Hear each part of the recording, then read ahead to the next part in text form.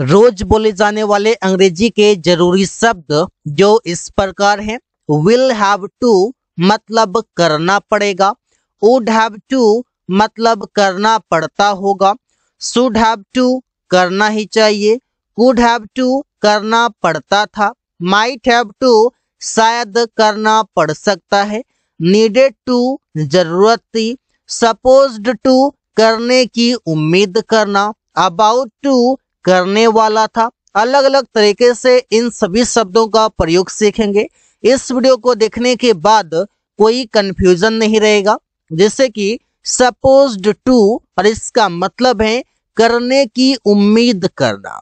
कोई काम करने की जब आप एक्सपेक्टेशन करते हैं लोगों से, आप तब प्रयोग करते हैं सपोज टू का, वो भी इस प्रकार से सब्जेक्ट, इसके बाद आप लगाते हैं इज, एम, आर, तीनों में से सब्जेक्ट के अनुसार कोई भी, इसके बाद सपोज्ड टू प्लस V1, इसके बाद ऑब्जेक्ट आता है।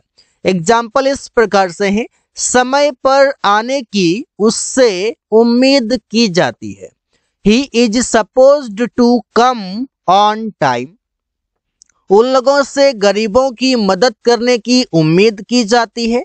दे आर सपोज्ड टू, उन लोगों से उम्मीद की जाती है, टू हेल्प द पुअर, गरीबों की मदद करने की। अमन से उस काम को करने की उम्मीद की जाती है, एक्सपेक्ट की जाती है, एक्सपेक्टेशन वहां पर आप प्रयोग करते हैं। Aman is supposed to complete that work, उस काम को करने की, उस काम को पूरा करने की। रवि से क्रिकेट खेलने की उम्मीद की जाती है। Ravi is supposed to play cricket. तो ऐसा आप सेंटेंसेस कई सारे बना सकते हैं सपोज्ड टू से। नीडेड टू, इसका मतलब है जरूरत थी या जरूरत था। Subject needed to, V1 object. इसका यूज करते हैं अर्जेंस जब हो, वो भी पास्ट में, जरूरत हो, जरूरी हो, अर्जेंट हो, वहां पर करते हैं। मुझे घर जाने की जरूरत थी। I needed to go to house. Ravi को अंग्रेजी बोलने की जरूरत थी। Ravi needed to speak English. तुम्हें उससे मिलने की जरूरत थी। You needed to meet him. उन लोगों को, हम लोगों को वहां रुकने की जरूरत थी या जरूरत था। We needed to stay there. तो ऐसे आप सेंटेंसेस बड़े ही आसानी से बना सकते हैं नीडेड टू से। अबाउट टू, और इसका मतलब है करने वाला था। सब्जेक्ट वॉज या वर प्लस अबाउट टू, इसके बाद V1, इसके बाद आएगा ऑब्जेक्ट। अब इसका यूज करते हैं near to complete in past, मतलब कोई चीज पूरा करने की नजदीक होना, वो भी कब, तो पास्ट में होना। मैं तुम्हें कॉल करने वाला था। I was about to call you. हम लोग मैच जीतने वाले थे but we lost. We were about to win the match but we lost. हम लोग मैच जीतने वाले थे लेकिन हार गए। वे लोग यहाँ आने वाले थे। दे वर अबाउट टू कम हियर। कोई काम करने वाले थे, पास्ट में करने वाले थे। इसका पहचान आप अगर हिंदी में बात करें तो वो हो जाएगा कि था, थे, थी। अगर आपको पास दिख जाए तो इतना श्योर है 98% कि वो सेंटेंस आपके पास्ट में ही है। वो बस खुलने वाली थी। The bus was about to start. तुम छत से गिरने वाला था। You were about to fall off the roof. तो यहाँ पर आप ऐसे कर सकते हैं, सेंटेंसेस कई सारे आप बना सकते हैं अबाउट टू से। विल हैव टू, जिसका मतलब है कि कोई काम करना पड़ेगा। Subject will have two plus V1 object होगा। इसका यूज करते हैं कंपल्सन इन फ्यूचर, मतलब भविष्य में आप मजबूरी बताते हैं कि कोई काम मजबूरी वश करना पड़ेगा, उसे पैसे देना पड़ेगा। He will have to give money. Ravi को स्कूल जाना पड़ेगा।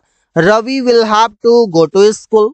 हम लोगों को बाजार जाना पड़ेगा। We will have to go to market. We will have to go to market. हम लोगों को बाजार जाना पड़ेगा। तुम्हें किताब खरीदना पड़ेगा। You will have to buy a book.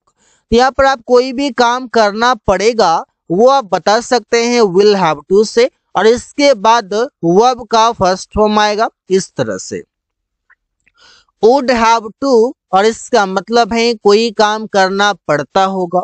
इसका स्ट्रक्चर इस प्रकार से है, subject would have two plus V1 plus object. Use इसका करते हैं कंपल्सन इन पास्ट, मतलब मजबूरी आप बताते हैं वो भी पास्ट में, भले ही आपको गागेगी लास्ट में दिख जाए। देखिए गागेगी से इसका मतलब वो नहीं है कि सेंटेंस फ्यूचर में है, ये 100% सत्य नहीं है। ये आप कह सकते हैं कि 90% सेंटेंस के लास्ट में अगर गागेगी दिख जाए तो वो हो जाएगा फ्यूचर, और 10% जो बचा वो 10% या तो प्रेजेंट की बात करेगा या तो पास्ट की बात करेगा, और वहां पर पॉसिबिलिटी अलग अलग तरीके की चीजें बता सकता है। रवि को खाना पकाना पड़ता होगा, तो ये पास्ट की बातें हैं। बोलकर देखिए कि ये बातें कब की है, ये बीते हुए कल की है। तो Ravi would have to cook food. Priya को रोज काम करना पड़ता होगा, Priya would have to work daily. तुम्हें अंग्रेजी में बात करना पड़ता होगा, you would have to talk in English. उन लोगों को पेड़ काटना पड़ता होगा, they would have to cut the tree. यहाँ पर इससे आप प्रयोग कर सकते हैं शुड हैव टू, और इसका मतलब है कोई काम करना ही चाहिए।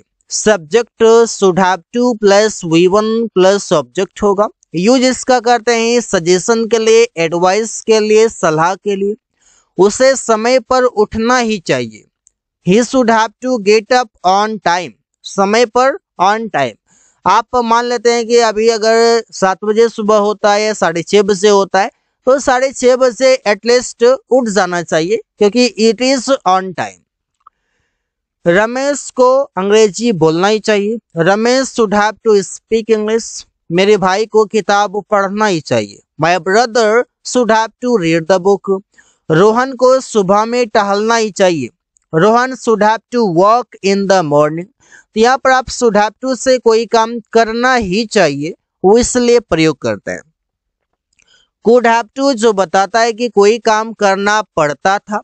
Subject could have two plus V1 plus subject होता है, इसका प्रयोग करते हैं compulsion with model in past. Past में आप मजबूरी बताते हैं वो भी आप मॉडल के साथ प्रयोग करते हैं, मॉडल वर्ब के साथ प्रयोग करते हैं। रोशन को खाना पकाना पड़ता था। देखिए यहाँ पर पढ़ता था लिखा हुआ है, आप यहाँ पर बोल सकते हैं कि पढ़ सकता था भी आप बोल सकते हैं, इट इज गुड। कोई काम करना पड़ सकता था। तो Roshan could have to cook food. Suresh को दिन भर काम करना पड़ सकता था, इस तरह से। तो Suresh could have to work the whole day. उसे रवि का इंतजार करना पड़ सकता था, he could have to wait for Ravi. हम लोगों को उससे मिलना पड़ सकता था, we could have to meet him. अगर मैं कंपल्सन को छोड़कर अगर मैं ऐसे कहूं कि ये काम करना पड़ सकता था, कंपल्सन मजबूरी था, ये पास्ट में, आप मजबूरी बोल सकते हैं कि ऐसा काम करना पड़ सकता था। माइट हैव टू मतलब है शायद कोई काम करना पड़ सकता है। Subject might have to V1 object होगा। कंपल्सन आप बताते हैं मॉडल के साथ, वो भी प्रेजेंट में, वर्तमान में। उसे शायद वहां जाना पड़ सकता है, he might have to go there. अब इसका जो संभावना है वो लेस पॉसिबिलिटी है, स्ट्रॉन्ग नहीं है। रोहन को शायद अंग्रेजी सीखना पड़ सकता है, Rohan might have to learn English. तुम्हें शायद उसे बुलाना पड़ सकता है, you might have to call him. Pinky को शायद वहां रुकना पड़ सकता है, Pinky might have to stay there. तो ऐसे सेंटेंसेस बहुत ही आसान है। So guys, thanks for watching, that's all for today.